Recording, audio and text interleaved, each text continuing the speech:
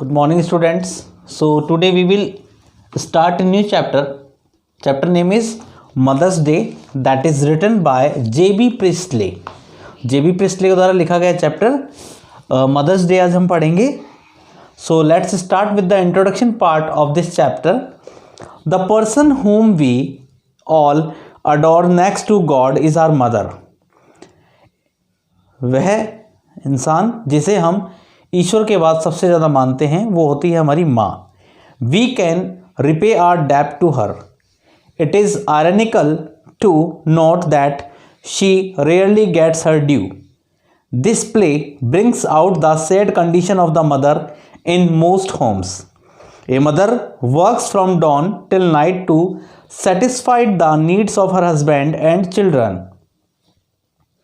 She cleans and sweeps, she cooks and washes, but sadly she gets no reward or praise for her labor. Her husband and children are most thoughtless. They never realize that she too is a human being and need rest. We work for 5 or 6 days in a week and claim it as a right to have a day or two off. But do we allow the same right to our mother? Don't mothers too, like all of us, have a body that can tired and a mind that can get bored? Don't they too need some recreation? Do we ever think of it? If we don't, we need to be chastised in some way or other. This is what this play is all about. So let's continue with the summary part of this chapter. The chapter starts with Mrs. Pearson's position in her family. So Mrs. Pearson is very fond of her husband and children, but they are thoughtless and selfish. The children, Cyril the son and Doris the daughter, take no notice of her mother. They treat her like a servant. Now Mrs. Fitzgerald offer a solution. They change personalities. So Mrs. Pearson's neighbors, Mrs. Fitzgerald, offers to set the Pearson's family right. She knows some magic. Mrs. Fitzgerald change her personality with that of Mrs. Pearson. Now she looks like Mrs. Pearson and Mrs. Pearson look like her. Mrs. Fitzgerald sends Mr. Pearson to her house for some time.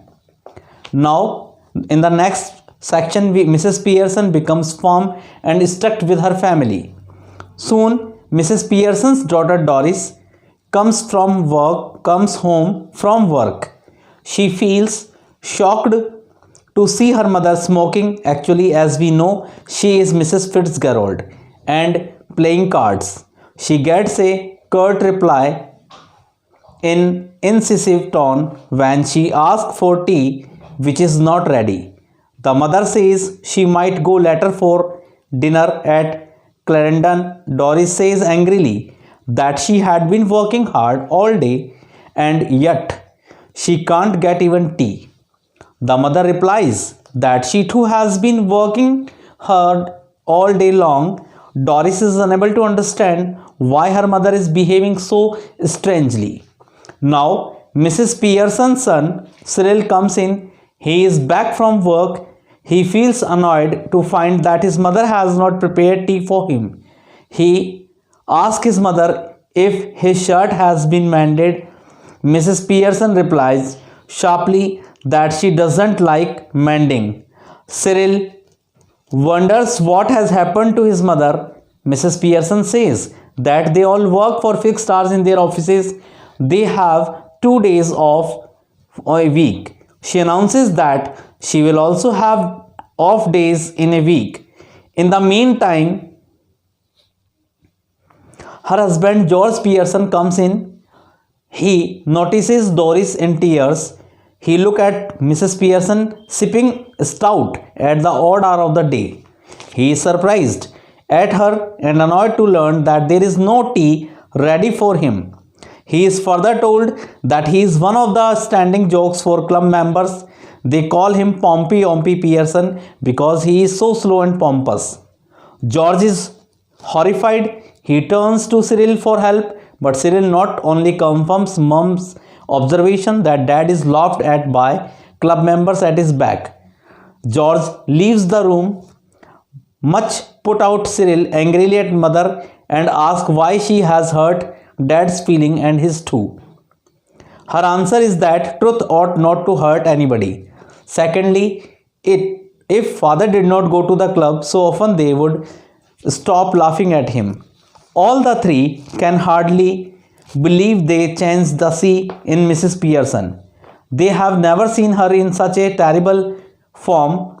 Now they are all scared of her. None dares her to oppose her in any way. Meanwhile, Mrs. Fitzgerald from next door knocks at the door. Cyril calls her silly old woman, which is object to his mom. She is Latin. She inquires if everything is all right. Cyril doesn't like her interference in the family affairs. The mother silences him with a rebuke and calls him a silly, spoilt young pie can. But the next moment, the real Mrs. Pearson can no longer stand the shabby treatment of her family. George, Doris and Cyril are asked to leave the room for some time. Family attitude changed. The two ladies change back into their proper personalities. Mrs. Fitzgerald warns Mrs. Pearson not to go soft again, or it would all be mere waste. George, Doris have now changed a lot. They readily agree to do whatever Mrs. Pearson wants them to do. So this was the complete introduction and summary part of this chapter. The text part of the chapter we will continue with the next video. If you have any doubt or any confusion in this part, then you can contact to me on my personal number. Till then, thank you very much.